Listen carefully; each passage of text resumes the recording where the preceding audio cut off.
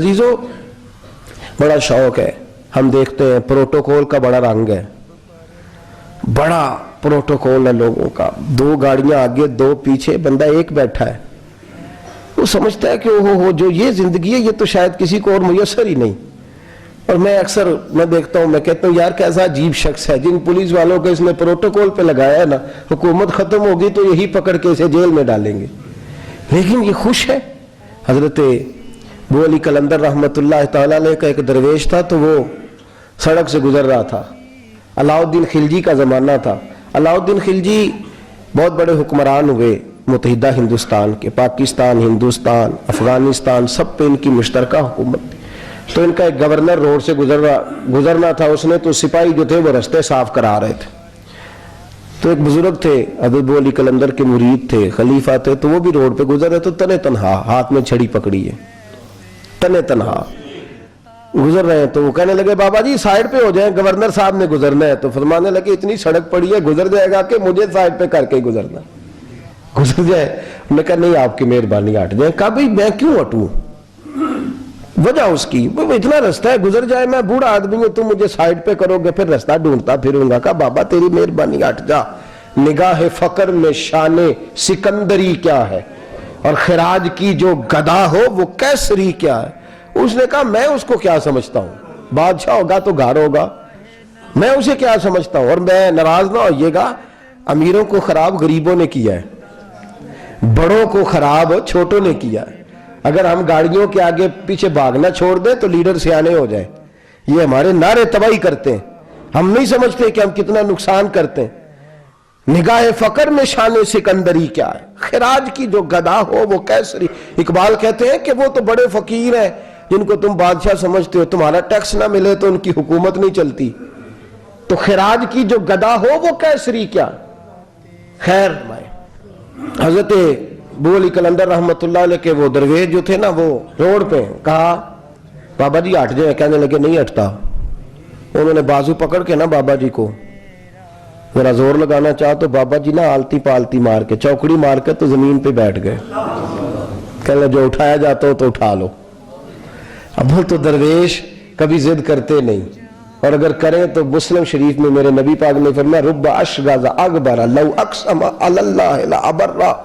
फरमाया रब करीम का बंदा तो अल्लाह को कसम दे दे तो अल्लाह उसकी कसम को पूरा फरमा देता है, अल्लाह उसकी कसम को पूरा फरमाता है। तो फरमाया जाओ उठता हूं तो उठा लो।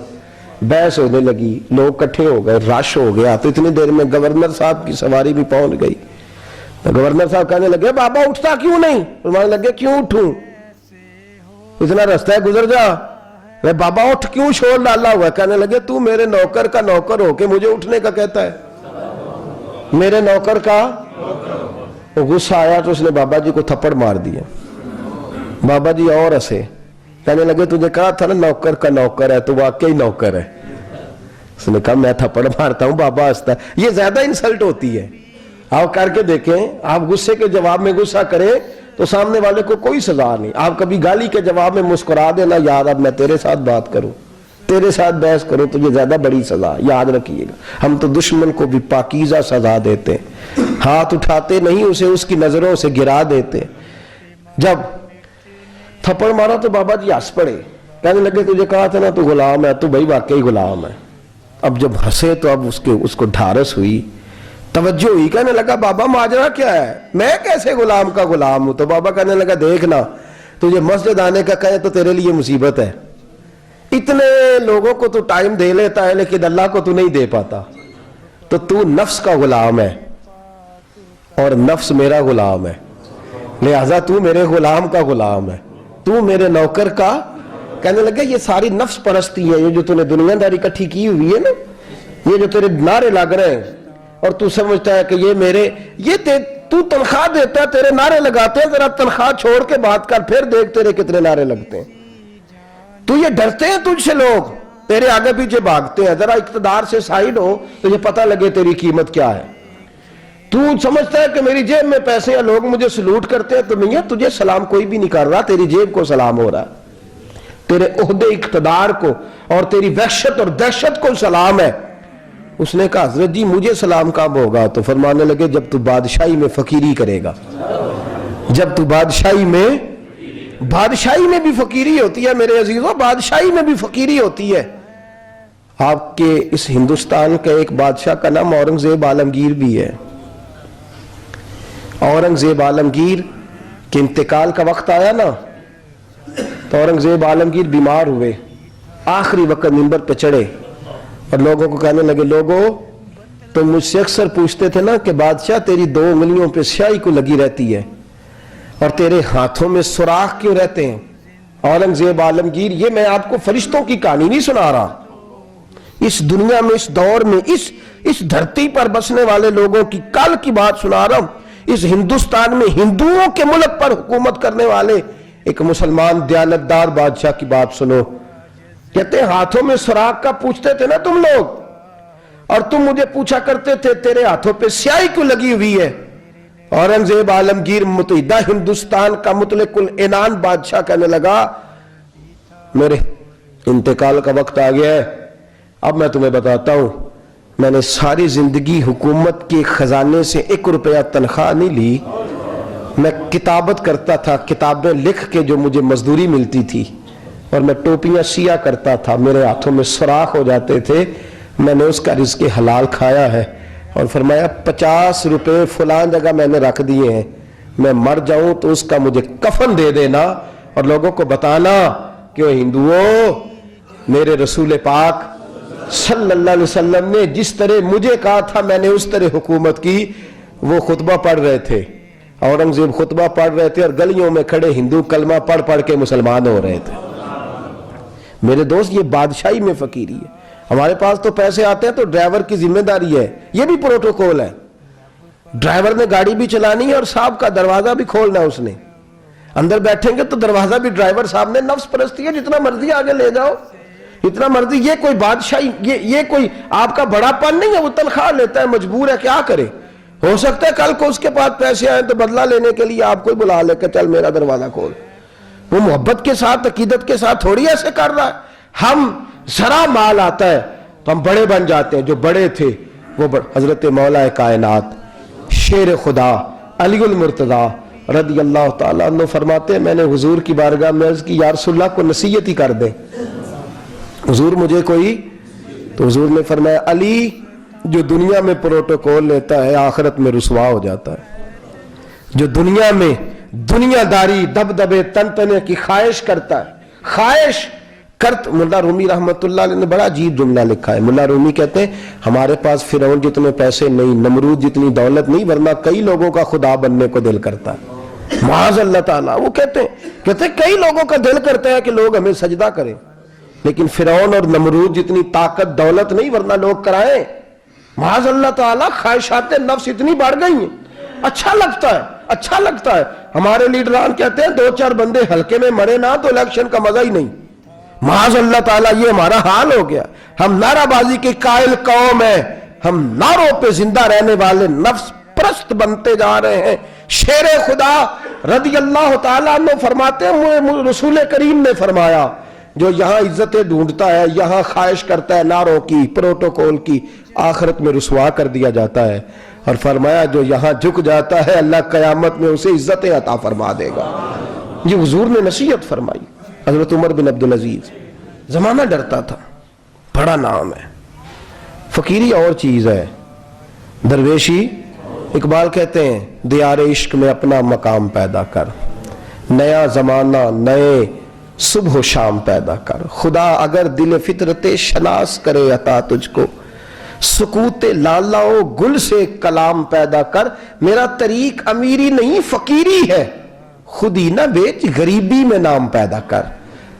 حضرت عمر بن عبدالعزیز رات کو بیٹھ کے نہ لکھ رہے تھے، تو ایک نوجوان آپ کی خدمت کے لیے رہتا تھا ہر وقت، حضرت جی لکھ رہے تھے، چراغ جل رہا تھا تو کوئی تحریر کر رہے تھے، ایک مہمان بھی آیا ہوا تھا، تو وہ نوجوان نہ بیٹھے بیٹھے نہ لیٹا تو سو گیا۔ توجہ ہے آپ کی میری بات پہ؟ بیٹھا بیٹھا نہ وہ بیچارہ سو گیا، تو حضرت نے تکیہ پیش کر دیا، نوجوان نے تکیہ پکڑا تو اس نے لپاٹ کے وہ گہری نیند چلا گیا۔ ایک جھونکا ہوا کا آیا تو چراغ گل ہو گیا، مہمان بیٹھا تھا، کہنے لگا حضرت جی میں چراغ جلا دوں؟ فرمانے لگے نہیں، مہمان سے خدمت نہیں لینی چاہیے، میں جلاتا ہوں۔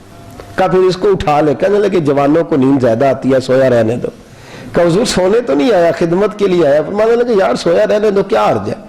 حضرت عمر بن عبدالعزیز اٹھے، چراغ جلایا، واپس آ کے بیٹھے تو وہ دیکھے نا، یہ بادشاہوں کے لیے تو نہیں نا ایسا ہوتا، بادشاہ تو نہیں نا کر سکتے. یہاں تو تھوڑا سا جس کے پاس پیسہ آ جائے وہ کہتا ہے کہ تو نوکر میرے منہ میں کبھی لقمہ بھی ڈال دے تو پھر ہی ہے، میں اس کا مجھ سے تنخواہ لیتا ہے اور اب یہ اتنا کام بھی نہیں کر سکتا. ہر کام ہم کرانا پسند کرتے ہیں. کہاں حضرت عمر بن عبدالعزیز سے کہنے لگا حضور عجیب آپ بادشاہ ہیں، آپ نے غلام کو جگایا ہی نہیں. حضرت عمر نے کیا، حضرت عمر بن عبدالعزیز نے جو قانون پیش کیا بڑا زبردست ہے. فرمانے لگے کم تو انا عمر بن عبدالعزیز رجعت انا عمر بن عبدالعزیز. فرمانے لگے کیا ہو گیا ہے، میں جب چراغ جلانے گیا تھا تو پھر بھی عمر بن عبدالعزیز ہی تھا، اور واپس آیا ہوں تو پھر بھی عمر بن میں تبدیل. محدث ابن جوزی نے لکھا ہے، کہنے لگے کم تو جب گیا تھا انا عمر بن عبدالعزیز، پھر بھی عمر بن رجعت، اور میں لوٹ آیا ہوں، واپس آیا ہوں تو دیکھ لو کوئی کمی تو نہیں ہوئی، میرا باپ بھی وہی ہے، میں بھی انا عمر بن عبدالعزیز. میں بدلا. تو دیار عشق میں اپنا مقام پیدا کر، نیا زمانہ نئے صبح و شام پیدا کر. بادشاہی میں جو فقیری ہے نا میرے دوست، جو اس کی لذت ہے، دیکھیے نا رسول پاک صلی اللہ تعالی علیہ وسلم دو جہاں کے بادشاہ. حضور فرماتے ہیں میرے دو وزیر زمین پہ ہیں، دو آسمانوں پہ ہیں. وزیر کس کے ہوتے ہیں؟ بولیے نا. دو میرے وزیر، ترمذی کی حدیث ہے، دو زمین پہ ہیں، دو. حضور زمین والے وزیر کون سے ہیں؟ فرمایا ابو بکر اور عمر. آسمان والے کون ہیں؟ فرمایا جبریل اور میکائیل علیہ السلام. میرے دو وزیر یہاں ہیں، دو وزیر.